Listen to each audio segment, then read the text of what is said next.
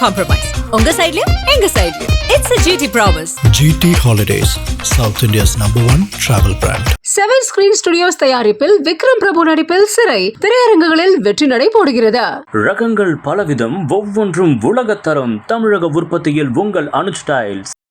2026 தமிழகத்தினுடைய அரசியல் தலைவர்களுக்கு எப்படி இருக்குது? இப்போ முதல்ல எடுத்த உடனே ஐயா மு.க. ஸ்டாலின் அவர்களுடைய ஜாதகத்தை நாம் இந்த வருஷம் எடுத்துட்டோம்.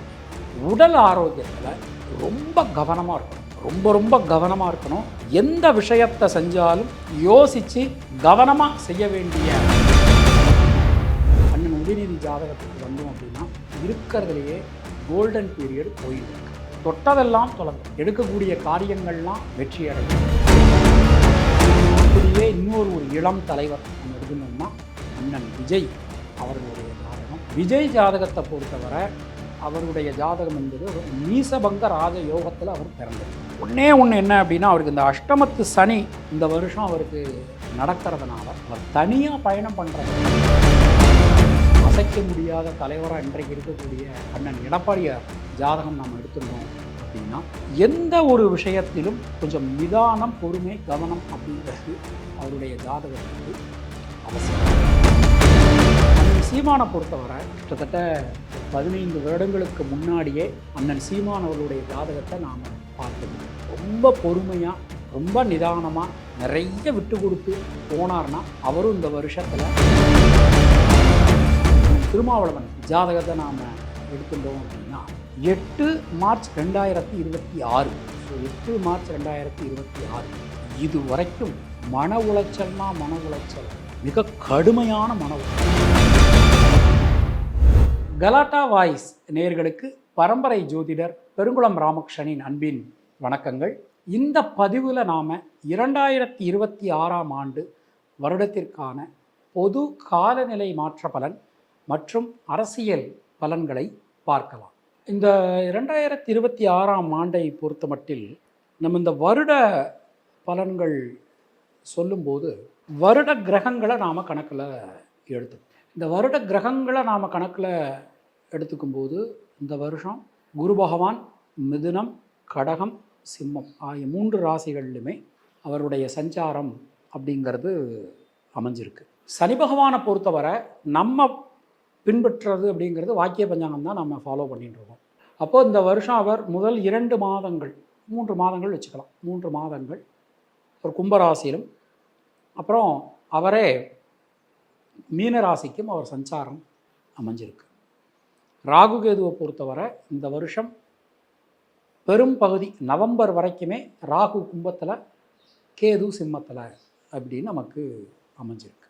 அப்போ நம்ம என்ன பண்ணுவோம் அப்படின்னா, இந்த வருட கிரகங்களை இப்படி வச்சுண்டு சூரியனுடைய சஞ்சாரம், இப்போ சூரியன் நமக்கு மார்கழி மாதம் 2026 பிறக்கும்போது, அப்போ இந்த மார்கழியிலேருந்து அடுத்த மார்கழி வரைக்கும் இந்த சூரியனுடைய சஞ்சாரம் நமக்கு ஒவ்வொரு ராசியிலையும் சஞ்சாரம் பண்ணும்போது அவருடைய நகர்வுகளை வச்சு நாம் அந்த வருட பலன்கள், வருடத்திற்குரிய அந்த காலநிலை மாற்றங்கள் இதை நாம் கணக்கில் எடுத்துக்கணும்.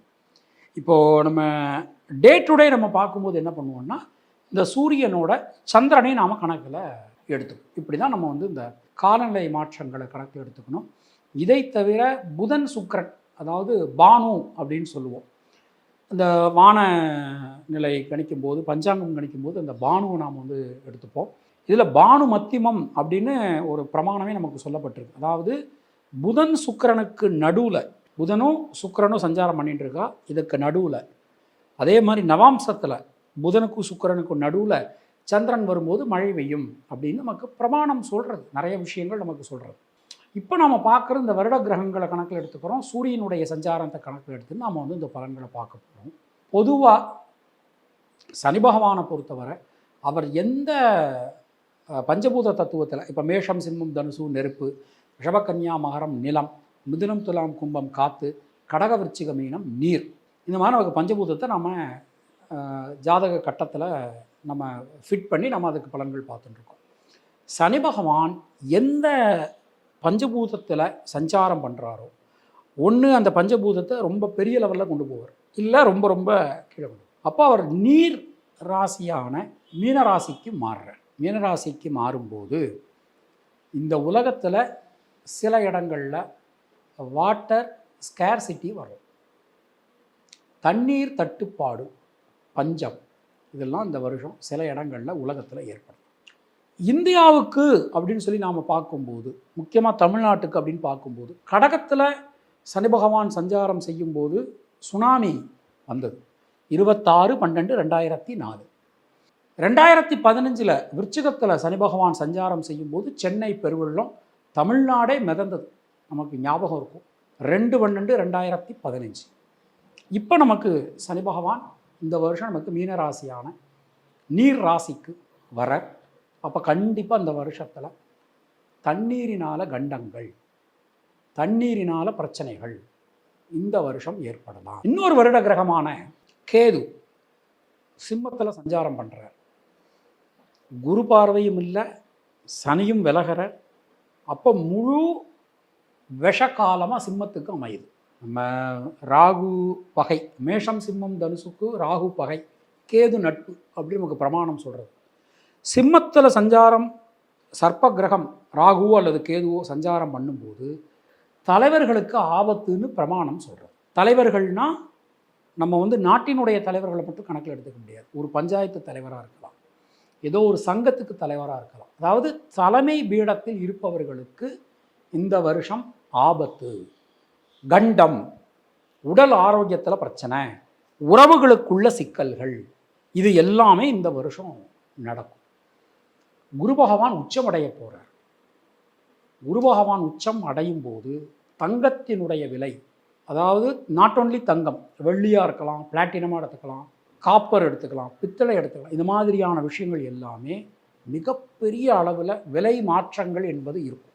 உதாரணமாக இப்போ கிலோ 200 ரூபா பித்தளை அப்படின்னா அடுத்த வருஷம் 400 ரூபா ஆயிடும். ஒரு சாதாரண பித்தளை சொம்பு, சின்ன சொம்பை 500 ரூபாய்க்கு இந்த வருஷம் வரக்கூடிய ஒரு தன்மையை நம்ம அந்த வருஷம் பார்க்கலாம்.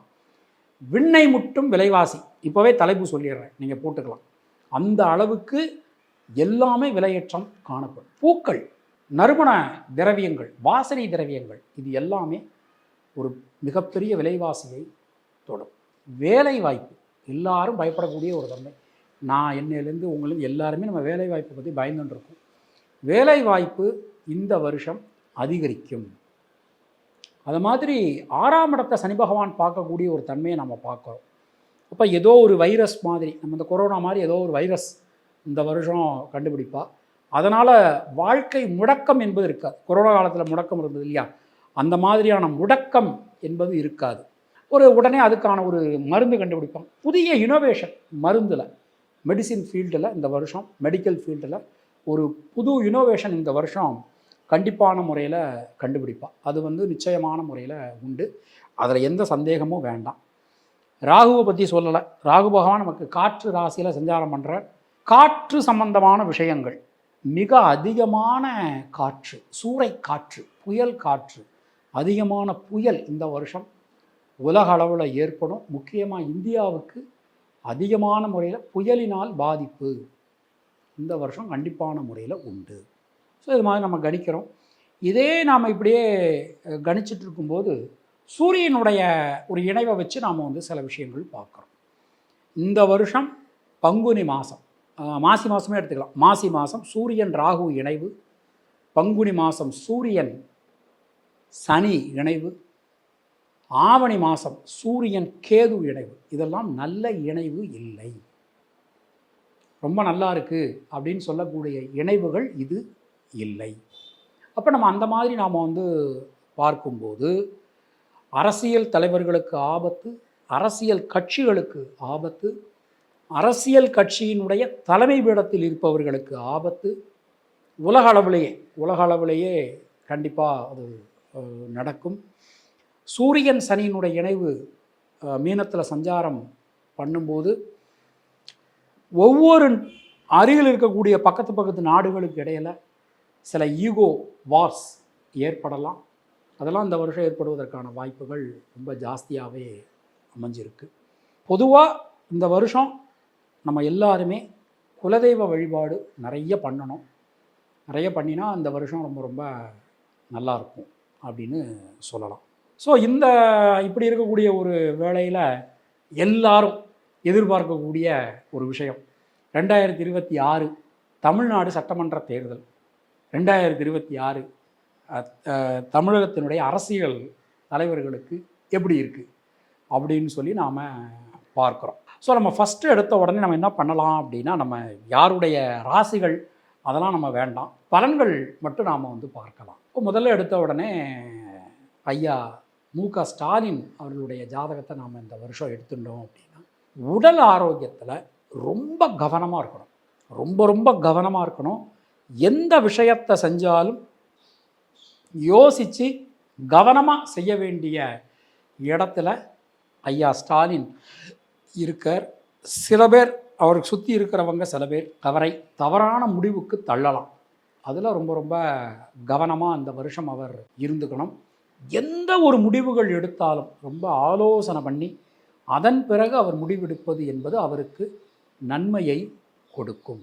ஸோ அப்படியே நம்ம ஐயா ஸ்டாலின் ஜாதகத்துலேருந்து அப்படியே அண்ணன் உதயநிதி ஜாதகத்துக்கு வந்தோம் அப்படின்னா, இருக்கிறதுலையே கோல்டன் பீரியட் போயின்னு இருக்கு. ஒரு ஜாதகத்தை நம்ம எடுத்துட்டோம் அப்படின்னா, இப்போ ஒருத்தர் இருக்கார், அவர் யார் அப்படின்னு சொல்லி நாம் பார்க்குறோம்.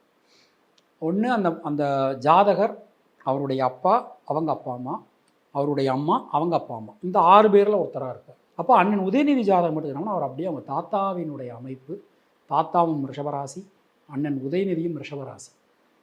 இருக்கிறதே கோல்டன் பீரியடு போயின்னு இருக்கு. போய் தொட்டதெல்லாம் தொடங்கும், எடுக்கக்கூடிய காரியங்கள்லாம் வெற்றி அடையும். பல காரியங்களிலும் இருக்கக்கூடிய தேக்க நிலை நிச்சயமான முறையில் விலகும். ஒரு அரசாங்கம், அரசியல், ஆட்சி, அதிகாரம் சம்பந்தமான காரியத்தை எடுத்துட்டோம்னா, சூரியன் செவ்வாய் சனி ரொம்ப பலமாக இருந்து குருவினுடைய அமைப்பு நல்லா இருந்தது அப்படின்னா அவங்க டாப் லெவலுக்கு வருவாங்க. அப்போ அண்ணன் உதயநிதி ஜாதகத்தை பொறுத்தவரை இந்த அமைப்பு எல்லாமே ரொம்ப நல்லா இருக்குது, அற்புதமான முறையில் அமைஞ்சிருக்கு. ஸோ இந்த 2026 என்பது அவருக்கு ஒரு மிகப்பெரிய முன்னேற்றத்தை, நல்ல மாற்றத்தை தரக்கூடிய ஆண்டாக அமைஞ்சிருக்கு.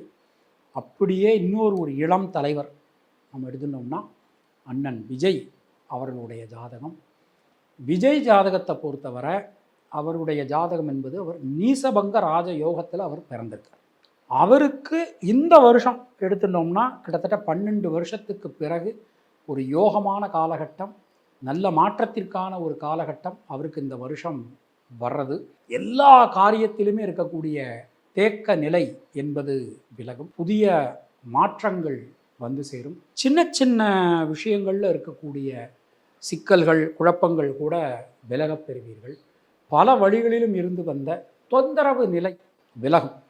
அவருக்கு ரொம்ப நல்லா இருக்குது.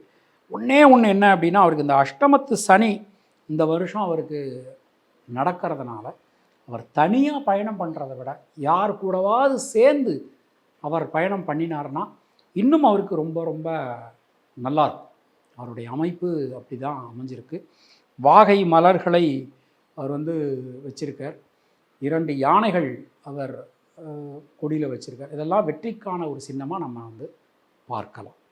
ஸோ அப்படியே நம்ம ஒரு தமிழ்நாட்டில் அசைக்க முடியாத தலைவராக இன்றைக்கு இருக்கக்கூடிய அண்ணன் எடப்பாடியார் ஜாதகம் நம்ம எடுத்துட்டோம் அப்படின்னா, எந்த ஒரு விஷயத்திலும் கொஞ்சம் நிதானம், பொறுமை, கவனம் அப்படிங்கிறது அவருடைய ஜாதகத்துக்கு அவசியம்.